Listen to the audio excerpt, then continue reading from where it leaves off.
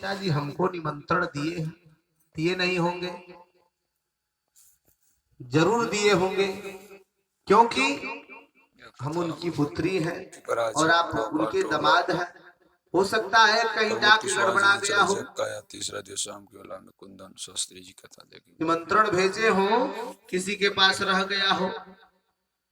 ऐसा तो हो नहीं सकता कि वह निमंत्रण हमारे पास न भेजे हो। भैया इस प्रकार भंडारे ये लोग दर्शक लोग भोलेनाथ ने सती को समझाया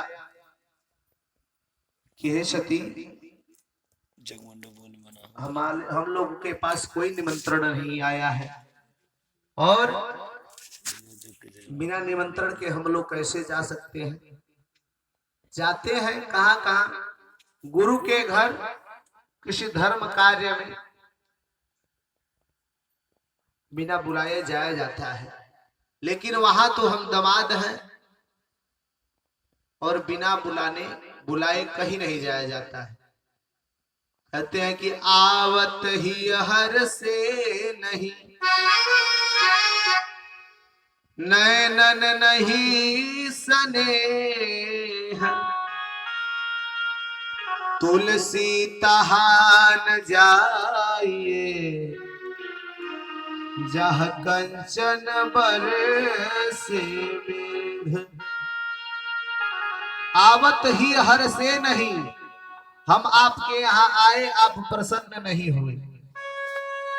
नैनन नहीं स्नेह, हमारे प्रति आपके आंखों में स्नेह नहीं है, प्यार नहीं है। तो कहते हैं, तुलसीदास जी लिखते हैं कि आवत ही हर से नहीं, नैनन नहीं स्नेह, आ तुलसी तहां न जाइए, जहां कंचन बरसे मेघ, जहां सोने की बारिश होती हो वहां बिना बुलाए नहीं जाना चाहिए। प्रेम से बोले भक्त वत्सल भगवान की। लेकिन सती मैया तो परेशान है अपने पिताश्री के यहाँ जाने के लिए। कोई है सो जो राम रचि राखा। अब कह रही है कि हे भोलेनाथ, हे स्वामी, बड़ा मन कर रहा है अपने पिताजी से मिलने के लिए। हमारी सारे बहन भी आई होंगी, उनसे भी मुलाकात हो जाएगी। भगवान भोलेनाथ बहुत समझाए पर सती समझी नहीं।